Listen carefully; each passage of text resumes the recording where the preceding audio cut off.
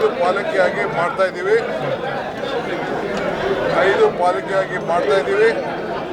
ಇವತ್ತು ಮುಂದಕ್ಕೆ ಅದಾದ ಮೇಲೆ ನೆಕ್ಸ್ಟು ಎಲ್ಲೆಲ್ಲಿ ಎಕ್ಸ್ಪೆಂಡ್ ಮಾಡಬೇಕು ಅಂತ ಆಮೇಲೆ ಸರ್ ಕೃಷ್ಣ ಬೇಸಿಂದ ಇವತ್ತೊಂದು ಡಿಸ್ಕಷನ್ ಆಗಿದೆ ಸರ್.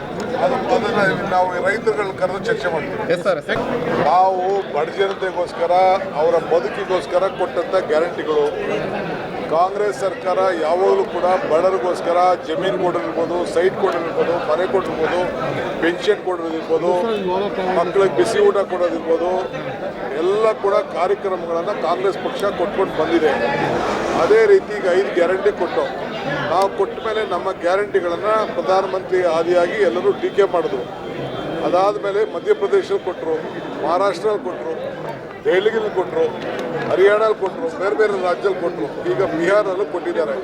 ಸೊ ಕರ್ನಾಟಕದ ಕಾಂಗ್ರೆಸ್ ಪಕ್ಷ ಯಾವ ಸರ್ಕಾರ ಈ ದೇಶಕ್ಕೆ ಒಂದು ಮಾದರಿ. ಕಾಂಗ್ರೆಸ್ ಮಾಡೆಲ್ನ ಫಾಲೋ ಮಾಡ್ತಾ ಇದೆಯಾ ಸರ್ ಬಿಜೆಪಿ? ಖಂಡಿತ ಕಾಂಗ್ರೆಸ್ ಮಾಡೆಲ್ನ ಬಿಜೆಪಿ ಅಲ್ಲ, ಇಡೀ ದೇಶದ ಸರ್ಕಾರನೇ ಫಾಲೋ ಮಾಡ್ತಾ ಇದೆ.